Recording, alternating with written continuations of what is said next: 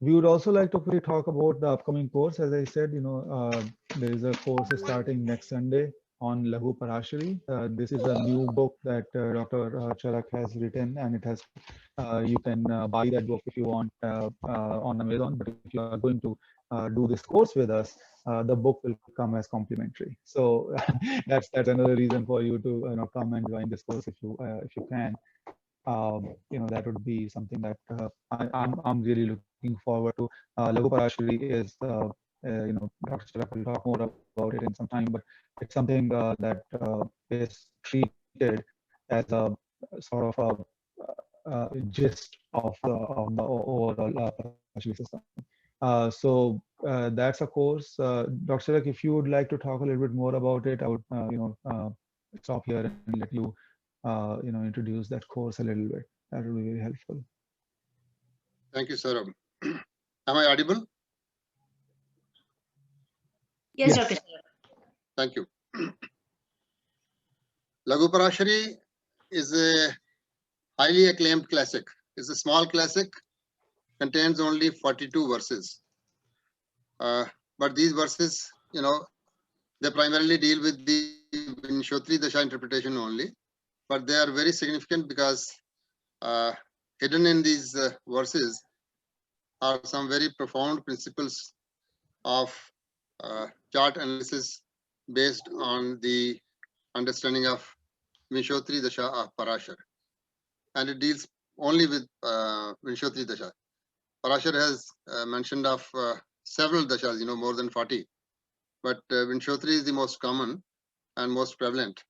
And this particular class actually throws light on the intricate aspects of the Vinshotri Dasha and the Vinshotri Dasha, particularly in relation to the presence or absence of the Raj Yogas in the horoscope.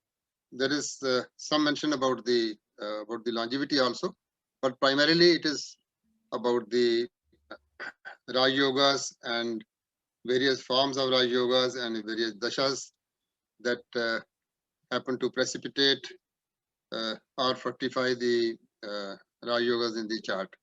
So this will do in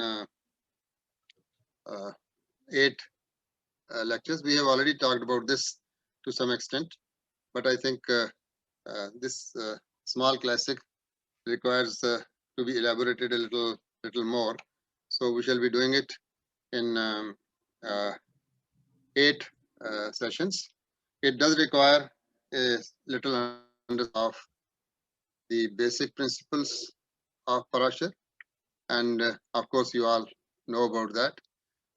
We'll briefly touch on those principles in our first lecture, and then I think gradually I would like to go shloka by shloka, verse by verse, to go to the end of the classic, and you will find how useful it is. Thank you so much. Thank you, Dr. That's a very succinct introduction. So again, as I said, we will be starting this course next Sunday. So please feel free to go to the website jyotish.com and register yourself if you're interested.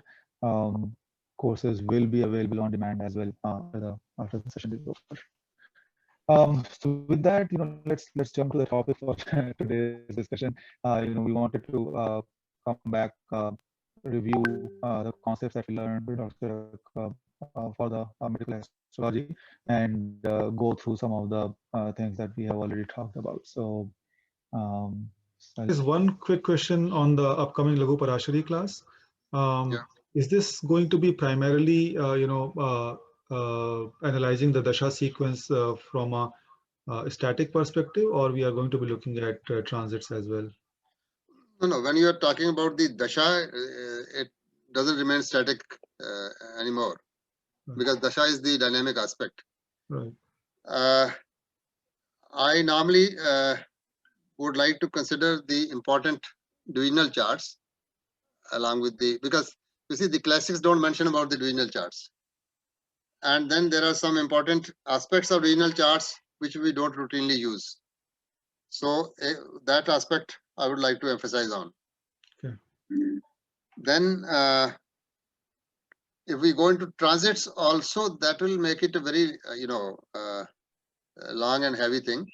I think I would try to concentrate on the Dasha Antardashas primarily, known charts, and we'll apply them there. And Laghu Parashari has some very important, very beautiful, subtle principles which we sometimes, not only sometimes, but often tend to ignore. So I think when you go through this, it is not just the 42 shlokas. 42 shlokas is nothing much. You can actually go through the whole book also, in a short time, in probably 2 hours. But the beauty lies in the principles which one does not get to appreciate when one reads only the Brihat Parashara, the main text of Parashar. So these are special principles which somebody very brilliant has taken out from the Parashar principle, out of the Parashar principles, and the author, he has self-effacement. You can understand. He has not given his name also.